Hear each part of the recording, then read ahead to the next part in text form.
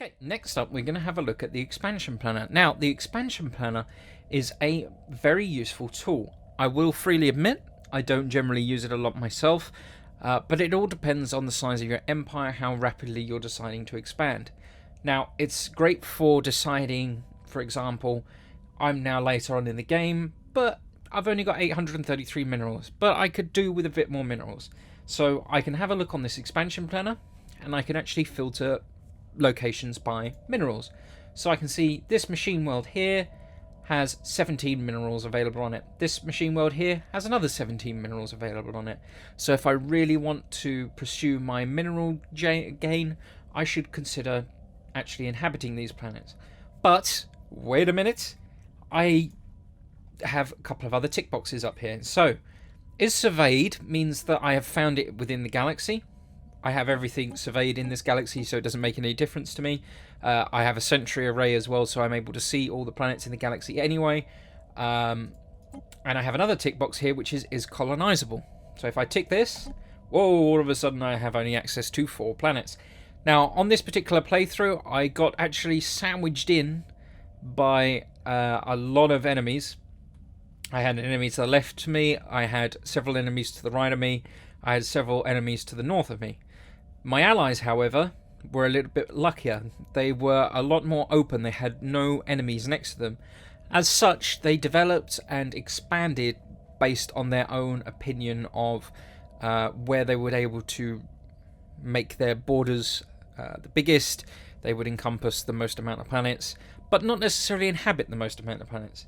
Whereas I was in a very tighter space, so instead, to maximize my resource generation, if there was a planet that was inhabitable by myself, I would try to inhabit it. As such, most of these planets, except with the exception of this one down here, if I have a look, are all these ones up here. They were out of a solar system that I actually ended up taking after a short war. If I untick this and go back, now a couple of useful things within the screen.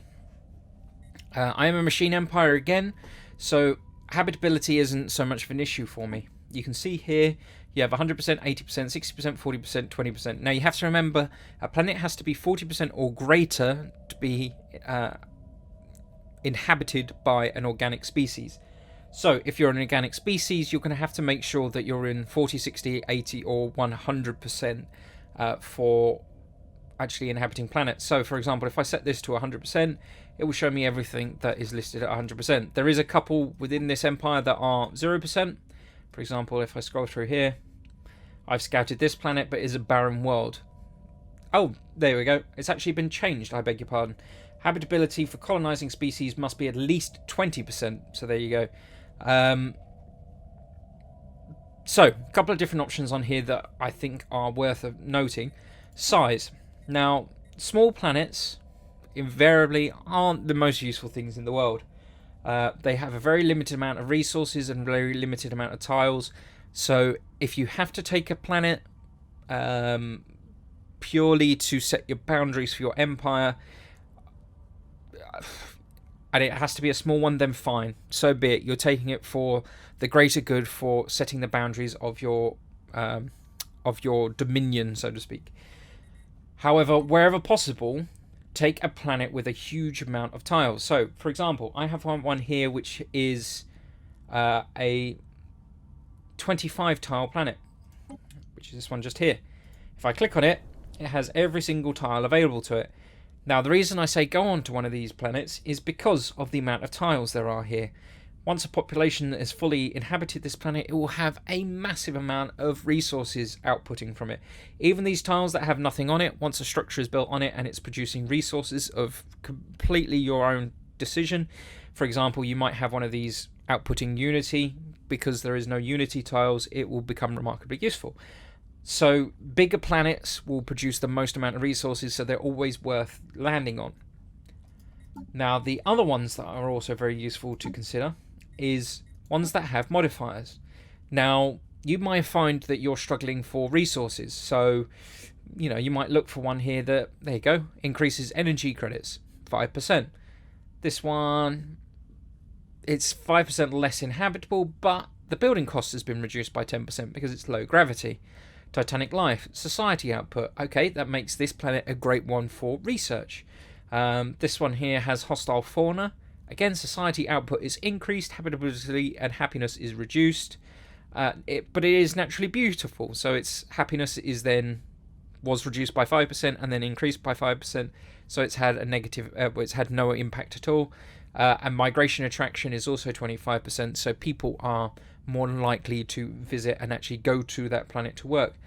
Just having a look through these modifiers, sometimes they are important ones. So terraforming candidates, these ones are actually 0% planets, but they are listed on here because they are terraforming candidates. Now, terraforming candidates means that they can be transformed into another type of planet. It's not within my borders, so I can't actually show you. But for example, if I go to one of these, I tell it to terraform, this one's actually got a negative effect as well. So poor quality minerals, minus 25%. They're not always positive ones. Sometimes, I'll be honest, on this planet, I wouldn't be surprised if there you go. It's actually only producing energy credits. So it's taken into effect that, well, if there's bad minerals being produced, we won't produce any minerals at all. This is actually the Ixeldar, the ones that I was talking about in my species video. Once they're completely purged off this planet, we can just replace them all with machines and we can just get them producing energy or research. There's no point in producing minerals if the planet has negative 25% effect to minerals. So it's not going to get any use out of it. But anyway, terraforming. I can essentially then terraform it into any one of these planets and maximize the usage out of it, really. And last but not least, status. I haven't got any statuses on here, so it does not really matter.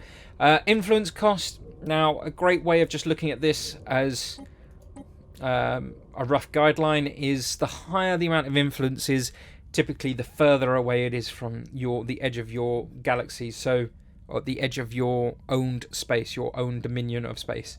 For example, if I go to this one that's 428, it's furthest away from my space up here and down here, therefore the cost is significantly high. If I sort this by the other way around, these are planets that actually exist within my own dominion, therefore the cost is 50. That is the standard cost for inhabiting a planet within my own space.